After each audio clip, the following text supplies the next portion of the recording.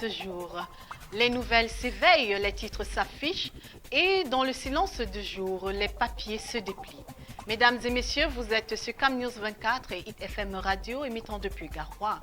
Et comme toujours, c'est avec Ghislain Cougan que nous allons découvrir ce que nous réserve l'actualité de ce jour dans cette nouvelle édition de la revue de presse. Ghislain.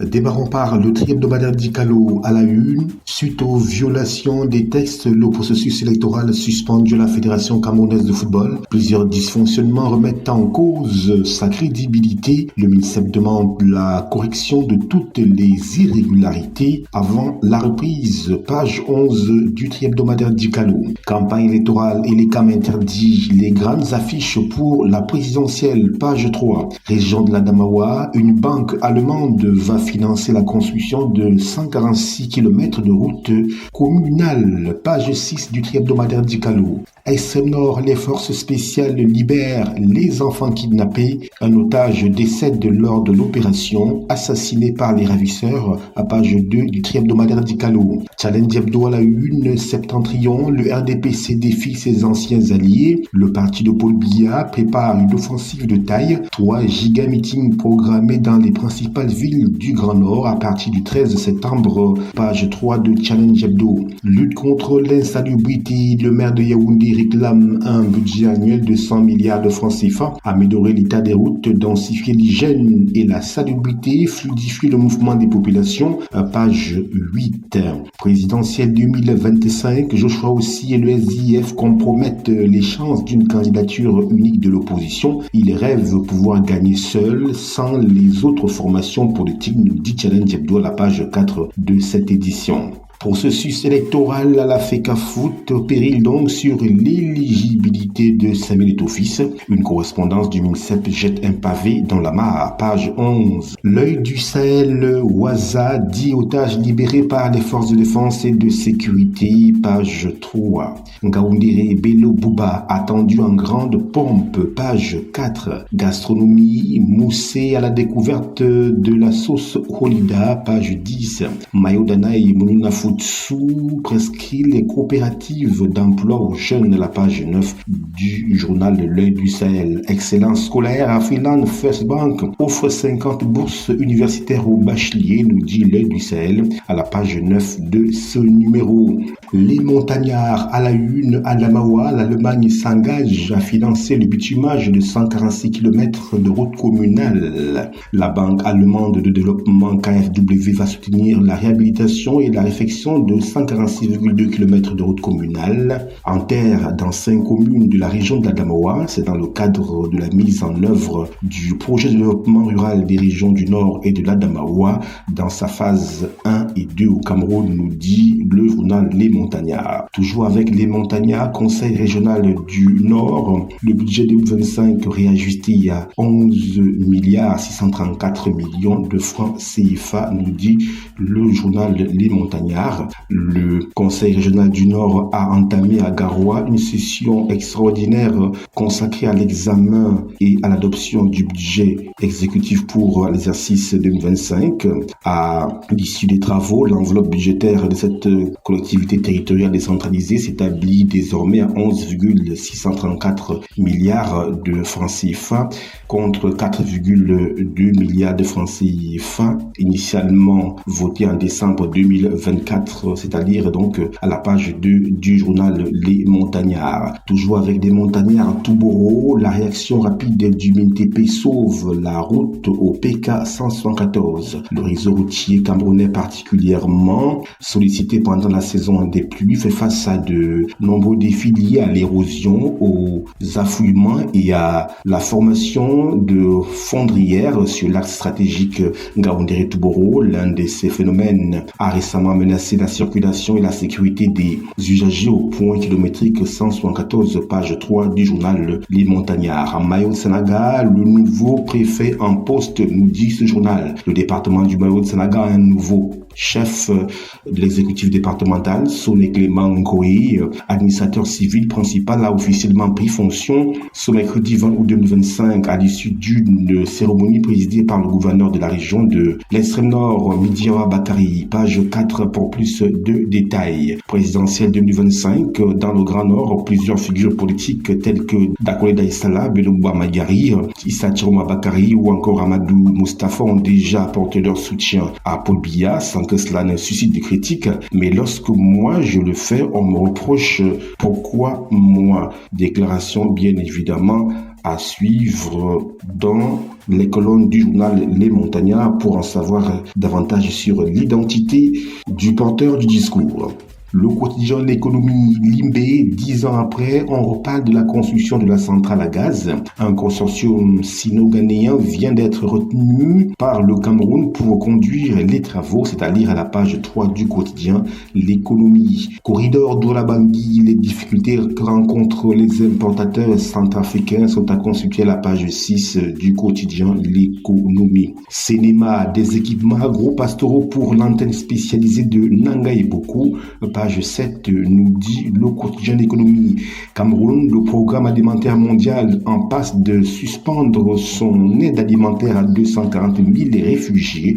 Le pourquoi, le comment sont à lire à la page 6 du quotidien L'économie. Cameroun Tribune à la une, Cameroun-Japon, avenir prometteur. En marge des travaux de la TICAD 9, le Premier ministre, chef du gouvernement, Joseph Diongouté, a échangé hier à Yokohama avec son homologue japonais Ishiba Shigeru, occasion de passer en revue la coopération entre les deux pays dans les domaines agricoles, infrastructurels et humanitaires et de se projeter sur les opportunités à saisir. Page 2 du quotidien bilingue à capitaux publics Cameroun Tribune. Import substitution, premiers acquis, la réduction du déficit de la balance commerciale passée de près de 600 milliards de francs CFA en 2023 à 250 milliards de francs CFA en 2024 est l'un des indicateurs éloquents de l'impact de cette politique de diminution des importations. Des efforts sont en cours pour accélérer la cadence, notamment au travers du plan intégré d'import, substitution agro-pastorale et halieutique,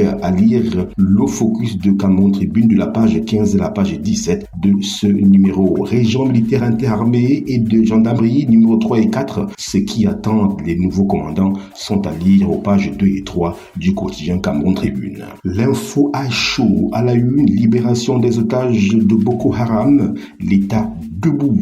Page 2. Méga meeting de l'UNDP à Ngaoundéré ce vendredi 22 août, 200 000 personnes attendues. Page 12 du quotidien L'Info à chaud. Mutation Cameroun-Japon, convergence à Yokohama. Au cours d'une audience hier en marge du sommet nippo-africain, le Premier ministre Joseph Diongouté et son homologue nippon ont fait le point des acquis et creusé de nouveaux sillons de la coopération entre les deux pays. Page 7 pour s'en apercevoir. À la page 9, pénétrante Est et Ouest au chevet de Douala. Minsep Fekafoot, page 11, la hache de guerre déterrée, nous dit le quotidien Mutation. Le jour, circulation Douala paralysée, rallier la capitale économique par les pénétrantes Est ou Ouest est bien plus qu'un parcours de combattants qui impose souvent d'aller d'un bout à l'autre en 6 heures. Le mauvais état des routes au banc des accusés, page 2 et 3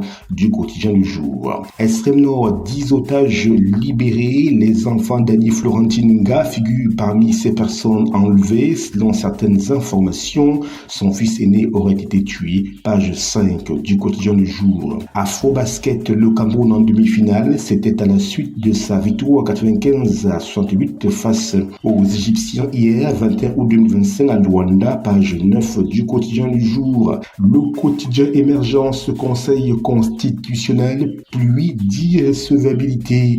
La juridiction a rejeté les recours du SDF et du FSNC, page 5 pour s'en apercevoir. Grand Nord, le RDPC face à l'ouragan Chiroma Bello, nous dit-on à la page 4 du quotidien Émergence. Football, le président de Botafogo FC banni, page 11. Douala, Ngani Messi sur les chantiers routiers, page 3. Présidentielle, la vision du patronat est à consulter à la page 4 du quotidien Émergence. Info Info Matin. Rentrée scolaire 2025-2026, le ministère du Commerce lance la rentrée commerciale 2025. La nouvelle expression droits de l'homme, les Nations Unies chargent le Cameroun. Entre violation de la liberté d'expression, exécution sommaire, crimes contre l'humanité, la situation des droits de l'homme au Cameroun reste inquiétante. Selon un rapport du département des droits de l'homme des Nations Unies, le pays de Paul Biya a un long et périlleux chemin à faire en matière de respect des libertés publiques. Page 4 du journal La Nouvelle Expression. Fédération camerounaise de football, le processus électoral court-circuité. Page 9. Contentieux préélectoral, le recours du SDF et du FSNC rejeté. Page 3 pour en savoir les raisons. La fin des dictateurs, Hosni Moubarak renversé par le peuple, nous dit La Nouvelle Expression à la page 12 en guise de rappel. La voix du consommateur à la une, boutique à Kouadouala, les Chinois de locataires à bailleurs. Rien que ça. Le courtier Réalité Plus, aucune coalition ne peut réussir au Cameroun. Paul Biya fait trop de bien à ceux qui le combattent. Dieu n'est pas fou, nous dit ce journal. Hôpital régional de Limbé, le ministre Manaouda Malachi lance la centrale de production d'oxygène médical. L'étudiant à la une, Goethe Institut, prof d'allemand à l'école de l'intelligence artificielle. Le mandat express à la une, projet audacieux sous l'impulsion de Blaise Moussa, Kambwatsa, flambeau de la Renaissance nationale, 200 000 nouveaux compteurs pour écrire la victoire du Cameroun sur la soif, nous dit le journal. Info Plus Santé à la une, production d'aliments malsains, radar à la traque des entreprises véreuses. Maladie rénale chronique, opération 30 000 vies à protéger. Plateforme bannie, rétrocession au ministère Santé. Page 7, la cérémonie des rétrocessions de la dite plateforme qui promeut un meilleur accès universel aux soins de santé via le digital s'est tenue le 20 août 2025 à Yaoundé, c'est-à-dire nous vous disions à la page 7 du journal Info Plus Santé. Le drapeau, maladie rénale chronique, briser le silence, sauver les familles. À Boya, le ministre de la Santé publique, Dr Manaouda Malachi, a donné le coup d'envoi de la campagne nationale de dépistage de la maladie rénale chronique baptisée CKD 30K Lives. Cette initiative ambitieuse vise à toucher 30 000 personnes dans les régions du sud-ouest et du littoral afin de prévenir un mal silencieux qui détruit des vies sans prévenir. Page 8. Narcisse Kwokam, obsèque du 11 au 13 septembre 2025 pour l'humoriste camerounais. Page 10 du journal Le Drapeau. Éco-santé. Hôpital régional de Limbé, la centrale d'oxygène inaugurée par le ministre de la Santé publique, Dr Manaouda Malachi. La voix des jeunes. Enseignement technique, levier d'emploi. Face à un marché du travail marqué par le sous-emploi et la précarité des jeunes, Jacques Jonathan Niem, avocat d'affaires et président du Think Tank de Oaklands, appelle à un véritable changement de paradigme dans l'éducation et la formation au Cameroun, c'est-à-dire à la page 3. Le Témoin à la une, réussir ensemble pour le changement, Cabral Libi tend la main au MRC. Le grand titre à la une, le silence des armes, la liberté des otages. Le Point Biebdo à la une, libération des otages, Mindef, Paul Biya, protecteur. La météo Happy End, les forces de défense et de sécurité libèrent les otages. Voilà pour le tour d'horizon de la presse écrite. Emeline Doudou Amadou, vous avez l'antenne. Merci à toi, Ghislain, pour ce flot d'informations qui porte à la vertu. Mesdames et messieurs, merci pour votre attention, merci de nous avoir suivis et surtout, restez en compagnie de nos programmes. Au revoir.